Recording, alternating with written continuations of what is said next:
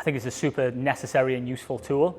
I use the word necessary in this day and age. You know, back in the day when prize money was a little more sort of in the sport, it was easier to make a bit of a living in athletics, whereas in this day and age, it's realistically only the elite and the top sort of 2 or 3% in each event that are making, you know, good money out of it. So if you can utilize your presence on social media to gain sponsorships, it's only going to aid your training.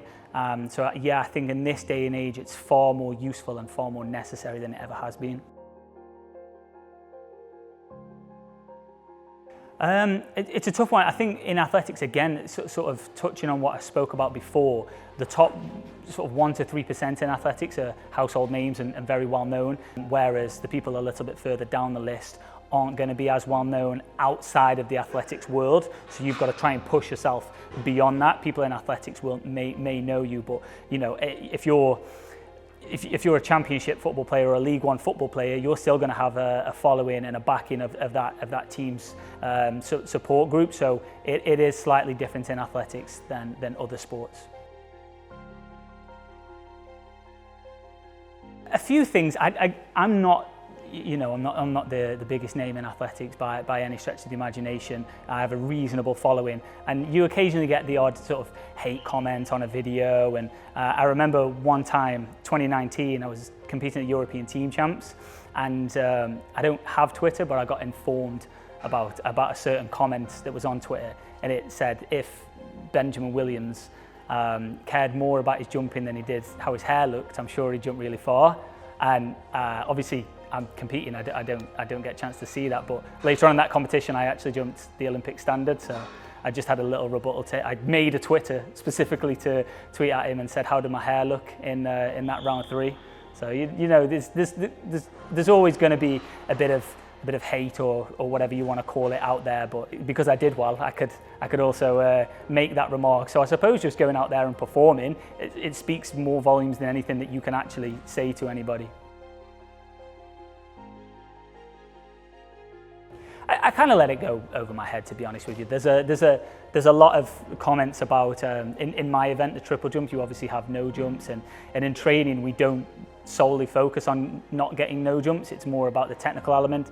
So if I step over the board, there's a bunch of red flag comments on my posts, but I just let it go. It doesn't really bother me, because I know that I'm working on whatever I'm working on, and what people want to say, they can say.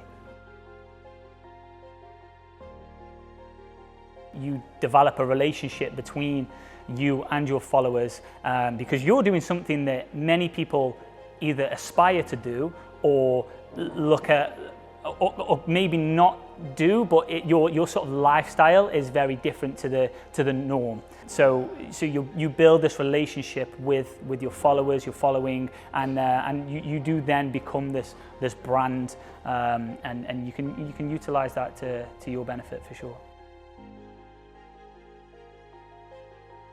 I guess for me, gaining a couple of deals and sponsorships here and there through social media to help fund training, or whether it just be free products that I would use anyway and pay my own money for, I'm getting those for free. So definitely on that side of things, there's definitely positives for me personally.